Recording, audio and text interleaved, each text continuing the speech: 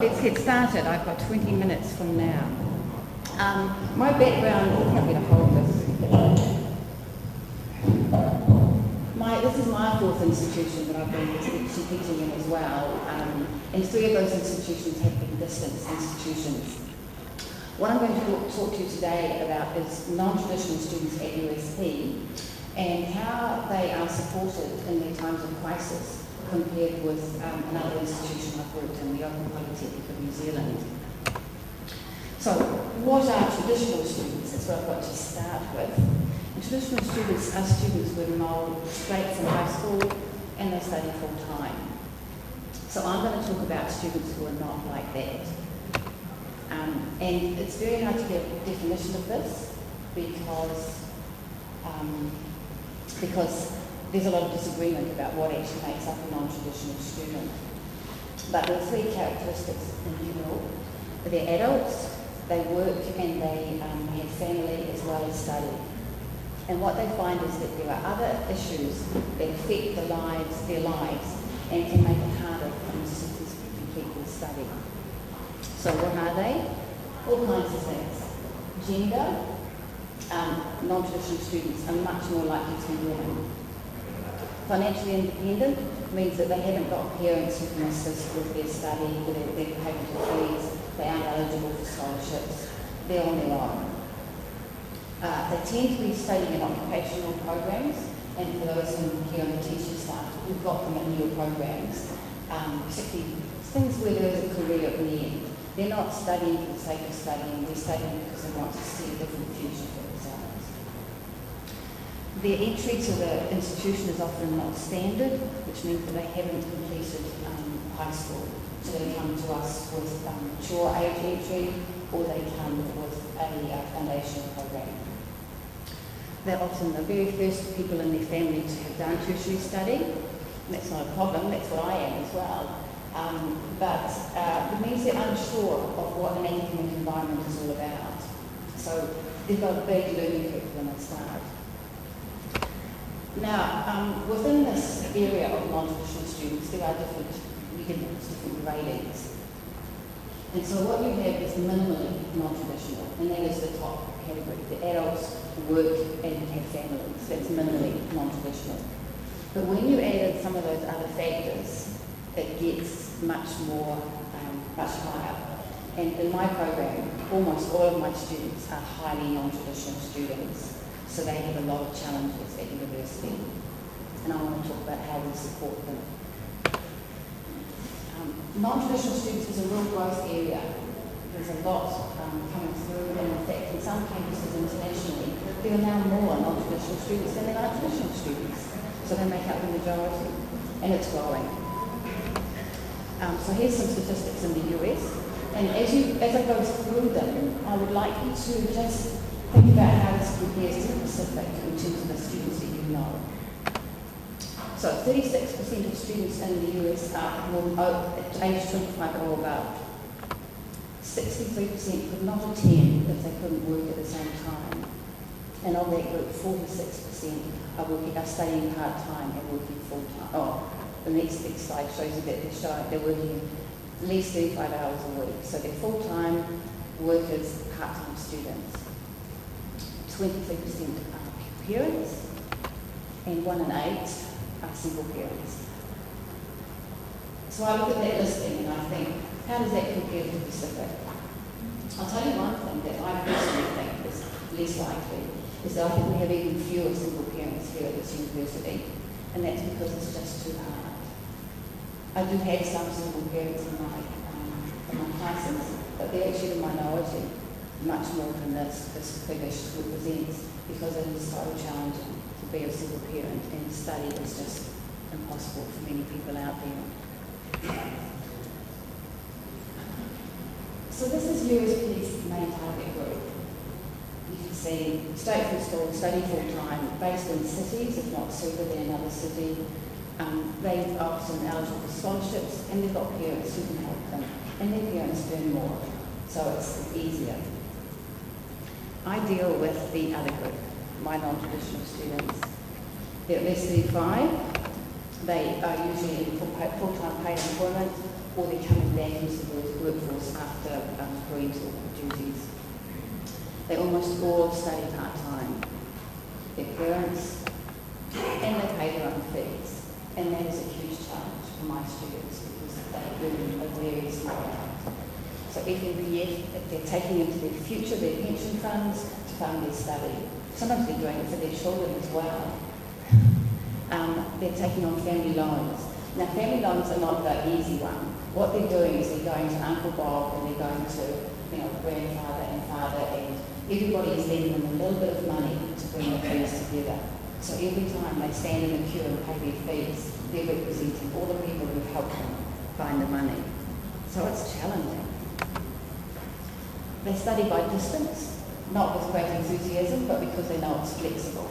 Because they can't attend that 1 o'clock lecture, they have to study when they can. So they study while they're waiting for their child to go to sleep at 2 in the morning. I used to find that you could tell this with overseas where students have internet access at home, but they don't hear. Because I could see my students studying on the computer and using the online resources at 2 in the morning, 3 in the morning. That's the time when they were studying. And this group has a high failure rate. And with that failure comes shame, depression. And many times, it's not actually an academic failure. It's a failure because of something that's gone wrong with these situations.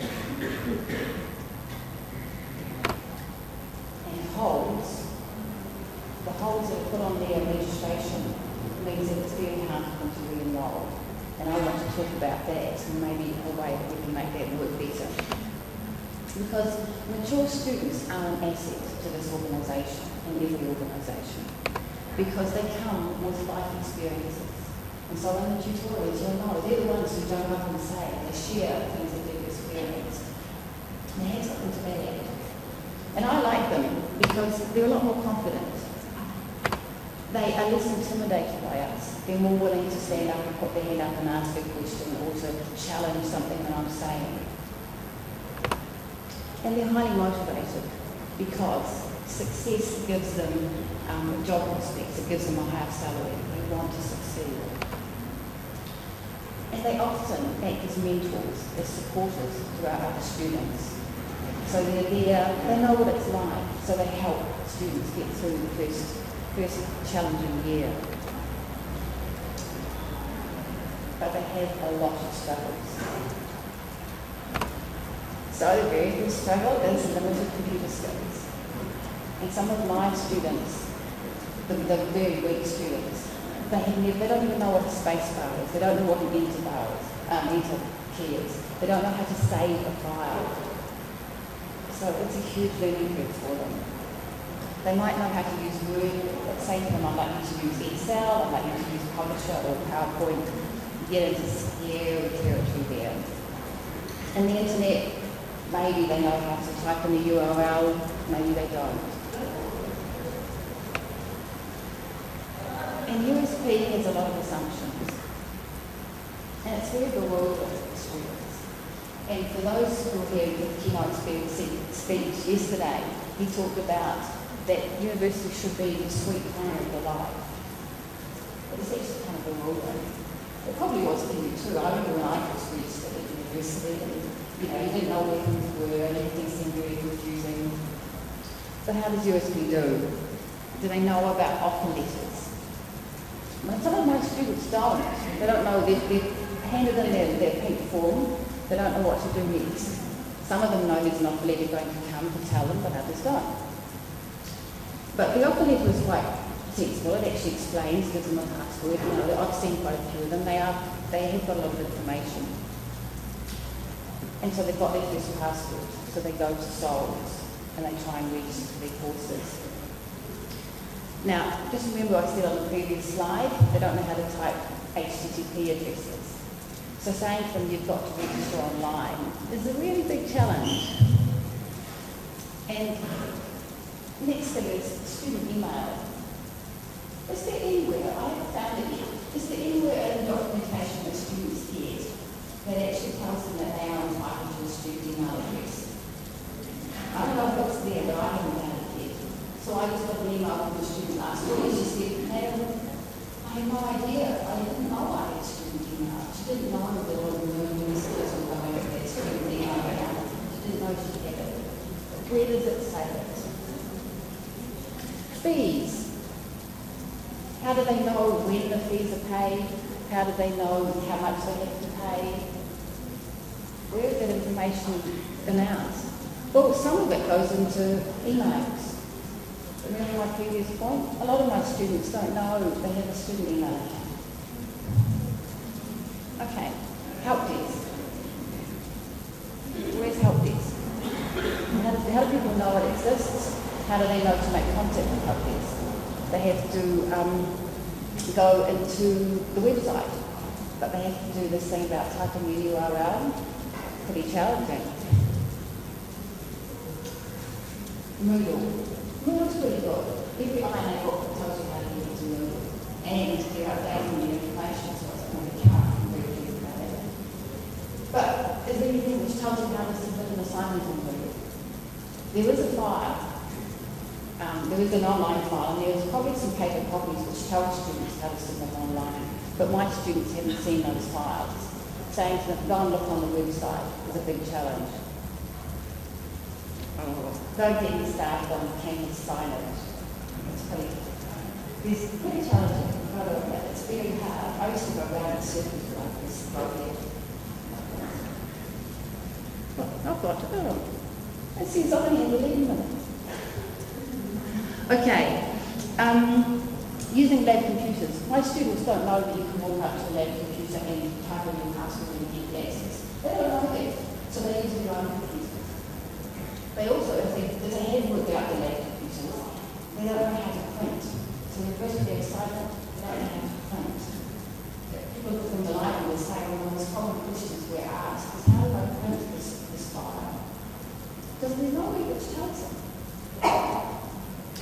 You'll say, we have classes. What time do those classes, what times do those classes have? I just got an email this morning about a week's worth of classes that was going to be held for study skills to students. Every one of those classes is held between 11 in the morning until 2 p.m. So none of my students can attend. There are no classes on the evenings, there are no classes on the weekend. All right, so if I was grading this, if I was grading how well it was done, I've got to say, I'm not sure. I'm looking at a C, maybe a B. How do most students find this information out? They ask a friend. How do distant students find out? They don't. And mature students have a lot of other issues. They're of an age where they get sick, their family gets sick, their parents are ill, those kind of issues come in. And sometimes they lose a family member. One of the common emails I have to write is a sympathetic email to a student who has lost a father, lost a sibling, and worse, they lost a child. That's tough. And that's what they're trying to cope with. They've also got work demands. Often they work in jobs that are not very certain. There may be a risk of redundancy. They certainly work long hours. They have poor salaries. And I've got them as well. They become very study goals. Sometimes they think that they can do work full time, have 5 children, and take 2 or 3 courses every semester. So that's something they've got to learn. But something involves them like that. So there are times when students need time out. What does USP do? I've got to rush through this really quickly. At the end of the second week, you're allowed to withdraw and you get a full refund. Is life as convenient as that? Do our crises all come at the beginning of the semester so we can easily withdraw? I wish. The point about crises is that they happen unexpectedly. I can withdraw without refund up to the 9th week, which just means my name is removed from the list, so I don't get an EX next to my grade. But I'm liable for fees after the 2nd week. There is some discretion. If you read the regulation properly, there is some discretion, but in all cases, you're still liable for fees. I want to compare that with the Open Polytechnic of New Zealand, which is an entirely distance institution. 98% of the students are studying part-time, and there were 39,000 registrations. It's a big organisation, and I worked there for 7 years or something. They actually have a very supportive environment, and I'd like to say it's because they are a caring institution, and to some extent they are. But they're actually also interested in this concept of part-time growth, because it's easier to keep one student engaged than it is to recruit 20. And what they know is that a lot of first-year students drop out. So this is how they support students. They have a free phone number, so students can ring us from anywhere around the country, not outside the country, but within the country. They have this category of special consideration. So if you're studying encountered medical issues, lost a family member, trauma, you can have a lateness fraud. Up to 75% of your enrollment period. So up to week 12, you can fully pull out from a course. And here's the next thing, the thing which is really good. You can transfer. Here, a transfer means that you actually change from one campus to another campus. Untitled Transfer is you take your study, if you finish that 2 assignments, you transfer those over to the next time the course is over. And you pay a small fee. You don't pay the fee again, you pay a small fee. So you take a person out from their crisis situation, you put them back in the next time the course is over. It works really well. There are limits because they want genuine cases. They don't like convenient illnesses. Madam, you knew you were pregnant when you were registered for this course. They don't like resurrections. And they have this learning management system which works really well to record those details. They want evidence. They want doctors' letters. They want death certificates. They want birth certificates. They want proof. They want to know that you are really related to this person. But if you can prove it, if the circumstances are genuine, they really help. Okay, let's compare that with USP. Is USP as inclusive as that? Could USP do more? I'll leave it to you. Thank you.